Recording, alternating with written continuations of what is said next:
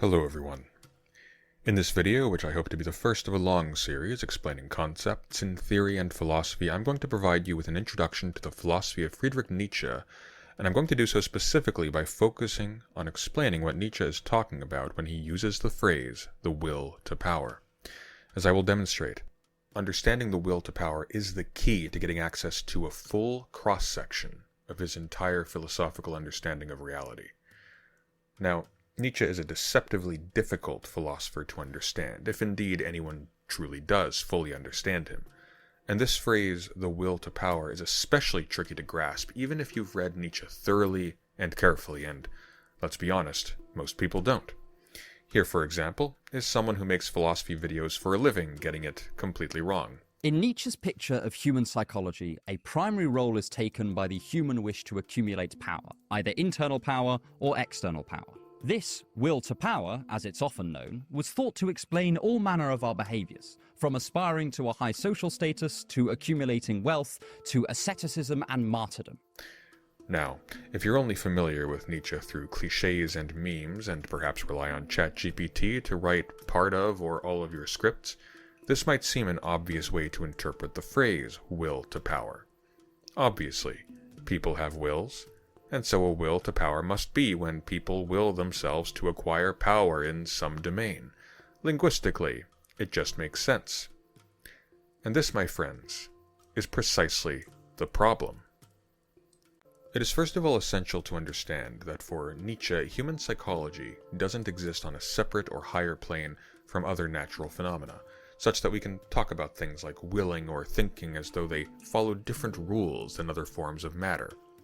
Nietzsche's ontology, that is to say, his conception of the structure of reality, is what we call a flat ontology, meaning that he doesn't think that there is such a thing as mind or spirit apart from matter acting independently of physical material, such that an incorporeal will within human minds can be thought to drive us to act. The mind, for Nietzsche, is merely a small part of our activity as bodies in a physical world, and doesn't at all will what we do, but rather only inserts itself after the fact as an illusory cause. So how did we come to believe in wills and minds? Well, Nietzsche has an answer. Quote, "The doctrine of the will has been invented essentially for the purpose of punishment, that is, because one wanted to impute guilt. The entire old psychology, the psychology of will, was conditioned by the fact that its originators, the priests at the head of ancient communities, wanted to create for themselves the right to punish, or wanted to create this right for God. Men were considered free so that they might be judged, and punished so that they might become guilty. Consequently, every act had to be considered as willed, and the origin of every act had to be considered as lying within the consciousness, and thus the most fundamental counterfeit in psychologesis was made the principle of psychology itself." Unquote. So, how do we make sense of a will to power, given that for Nietzsche there is no such thing as a will, or even willing? It's important to note that there is much more at stake for Nietzsche here than whether humans have free will or can make decisions. Rather, Nietzsche is taking aim at the very idea of causality itself. Now you might ask, how can Nietzsche possibly do this? Isn't causality an essential part of how things in the world relate to each other? Isn't causality an essential part of how the world makes sense? Indeed it is. And that, my friends, is the all-too-human problem. We've seen that Nietzsche has a historical explanation for why we are so obsessed with the will, namely that it provides a justification for us to vent our cruelty on others in the form of punishment. You really want to torture this dirtbag? You give me books! You will also notice that when we talk about causality in human affairs, we tend to prioritize questions about minds as though we were solely interested in the sequence and history of individual causes, only so that we can find an agent at the end, or at some important midpoint, that quote-unquote explains it all. Who did that? Who is responsible? In almost any discussion of history, law, or politics, these are the questions we ask. But do we not also take it so much farther than this? Do we not, for example, even refer to clearly mindless objects as agents when we identify them as the causes of some event or phenomenon? It is almost as if we understand mind, consciousness, personhood, and willing as identical in some sense with causation itself. One classic model of causality is the billiard table, which is what, in fact, David Hume uses in his Abstract for a Treatise of Human Nature. Hume, like Nietzsche, was a skeptic concerning causality. He noted that while we can observe one moving object touching another with the second object then moving, there is no actual empirical observation of causality itself. Quote, "The first ball is in motion, touches the second, immediately the second is in motion, and when I try the experiment with the same or like balls in the same or like circumstances, I find that upon the motion and touch of the one ball, motion always follows in the other. In whatever shape I turn this matter and however I examine it, I can find nothing farther." Unquote. Obviously, in our everyday lives, we witness moving bodies contacting other bodies and those bodies moving in turn, and in that order. But have we therefore witnessed causality? As Nietzsche writes in The Gay Science concerning this very question, quote, "The specifically qualitative aspect, for example, of every chemical process still appears to be a miracle, as does every locomotion. No one has explained the push. And how could we explain?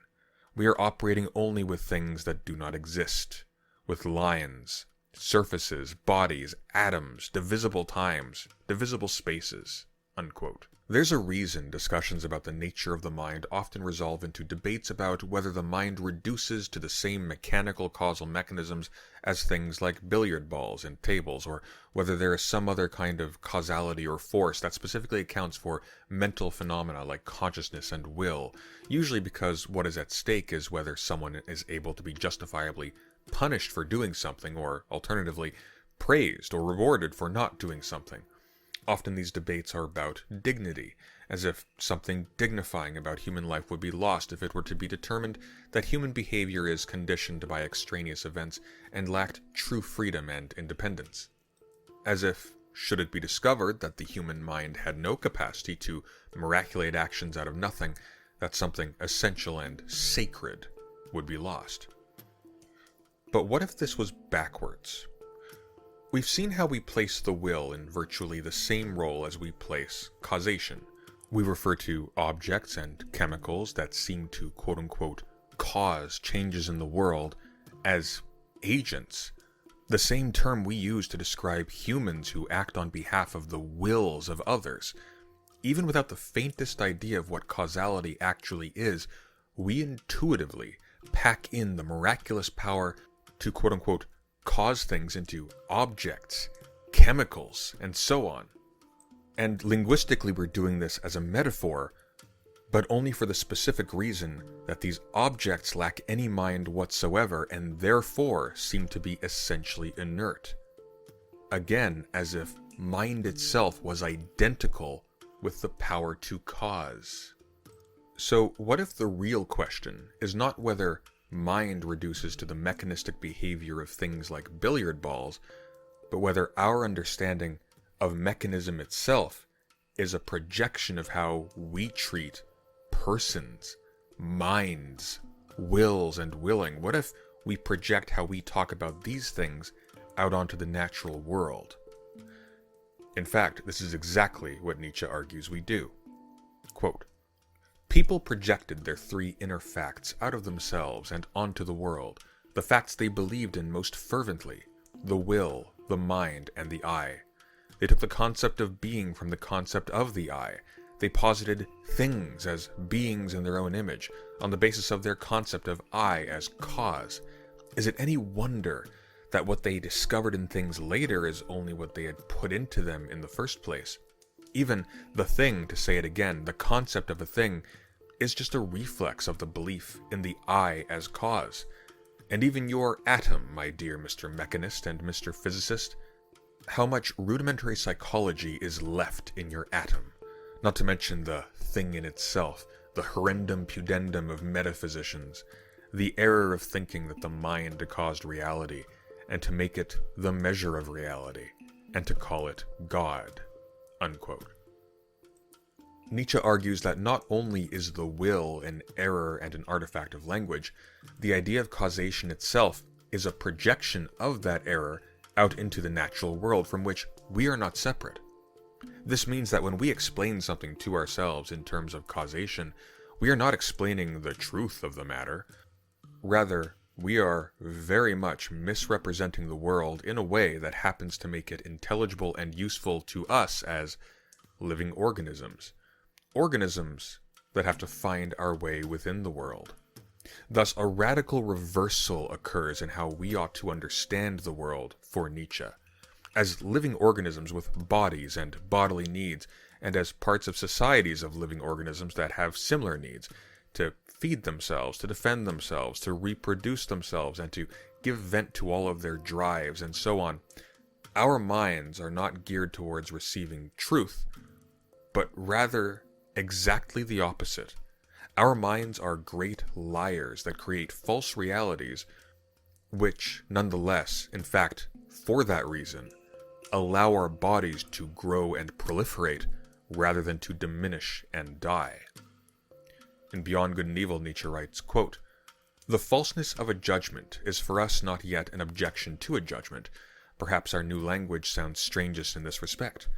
The question is how far it is life-promoting, life-preserving, species-preserving, perhaps even species-cultivating, and we are fundamentally inclined to assert that the falsest judgments are the most indispensable to us, that without an acceptance of logical fictions, without a measuring of reality against the purely invented world of the absolute and the self-identical, without a constant falsification of the world through numbers, mankind could not live, that renouncing false judgments would be a renunciation of life, a denial of life. Acknowledging untruth as a condition of life, this truly means offering resistance in a dangerous way to the accustomed value emotions, and a philosophy that dares this already places itself solely by those means beyond good and evil." Unquote. The way our intellects divide the world into clearly distinguishable individual objects, in fact, the idea of individuality itself, is a fiction invented by that intellect.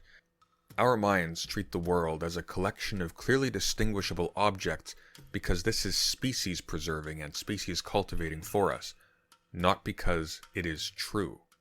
We all know from microscopic images that the real barriers between parts of the world aren't what they appear to our eyes, nor are things as separate from each other as they appear in our imagination. We also know that our bodies open up to the world, that there is no firm distinction between inside and outside, and that we couldn't live if this were not the case. We couldn't eat, breathe, or reproduce. And yet, we talk of our bodies as though there were clear distinctions between inside and outside. Indeed, our lives also depend on us treating this distinction, which is false, as though it were absolutely true. Think about that. You can know in no uncertain terms that the distinction between the inside and the outside of your body is a fiction, and yet you still rely on treating that fiction as a truth as much as any number of other evolved traits. But wait a minute. If individuality is a fiction, then wouldn't terms like species and species-preserving, which seem to individuate parts of the world from each other, different species from each other, also be fictions? Indeed they are. Nietzsche is this radical. Individuality of all kinds is fictive for Nietzsche. There are no individuals.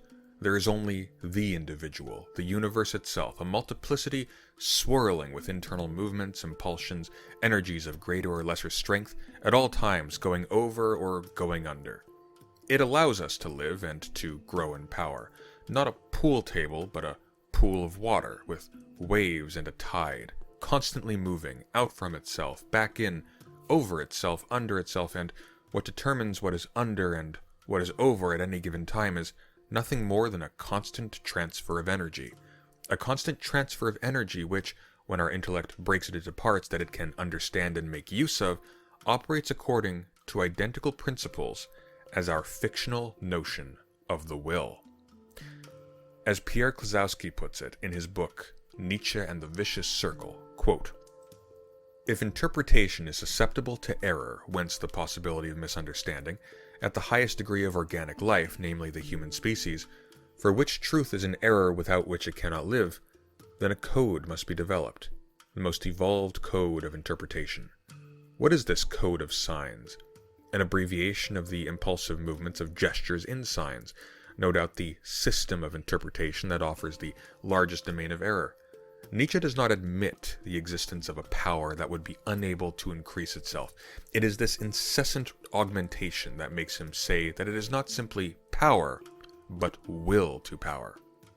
The term will zur Macht, the will to power, however, indicates an intention, a tendency towards something he has already declared to be a fiction of language. A perpetual equivocity ensues, despite all his efforts to distinguish his own use of the term from the traditional concept of the will.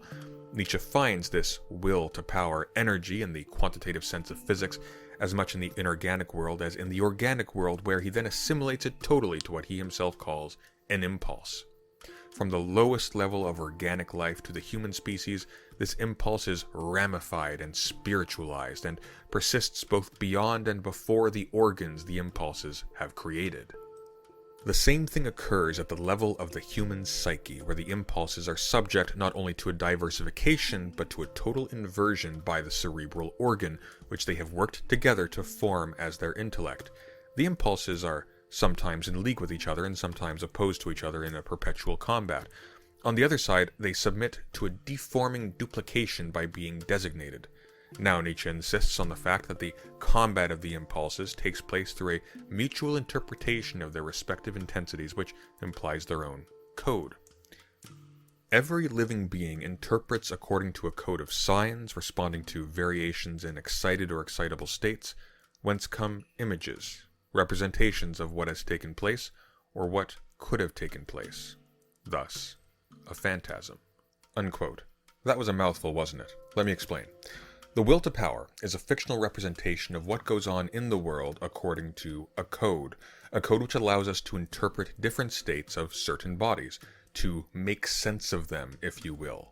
When Klosowski talks of images that result from that code as phantasms, he is referring to how our use of that code to interpret the world also results in expectations from that code that are erroneous. Our images of the world aren't just what happens actually in the world, but also what might happen or what might have happened according to that code. Hence, for every action we are constantly imagining its opposite or some alternative, even though, since the universe is one and individual, nothing could possibly be different than what it in fact is. Every part of it conditions every other part of it.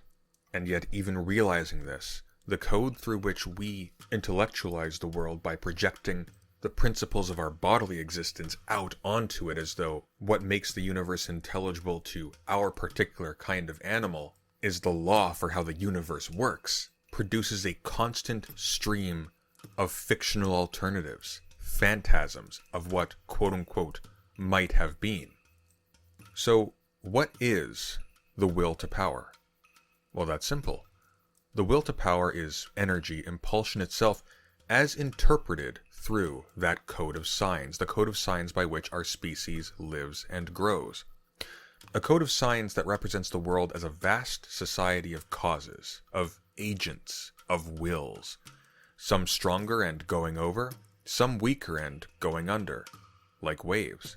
A code of signs that represents stars and biological organisms and billiard balls as operating according to the same internal principles. So many atoms, so many little souls or minds or agents fighting with each other for top place. Quote, "The struggle for existence is only an exception, a temporary restriction of the life will. The great and small struggle everywhere revolves around superiority, around growth and expansion, around power in accordance with the will to power, which is simply the will of life." Unquote. And the will of life, like all will, is for Nietzsche, as we have seen, a fiction that allows this phenomena, life, to grow rather than to diminish, to come out on top of the rolling waves of the universe rather than go under. The will to power is simply the interpretation by the movement of human life of the single movement of the world according to terms that cut it up, individuate, and personify the continuous flux of its true state, that of chaos, because only under the spell of this severing, individuating, and personifying fiction can human life see the rungs that let it climb up, rather than be buried under the waves. Thank you for watching. If you enjoyed this video and would like to see more, or if you have any criticisms, please let me know in the comments. And if you want to help support the creation of more educational content like this, do consider joining my Patreon, link in the description. As always, thank you for listening, and take care.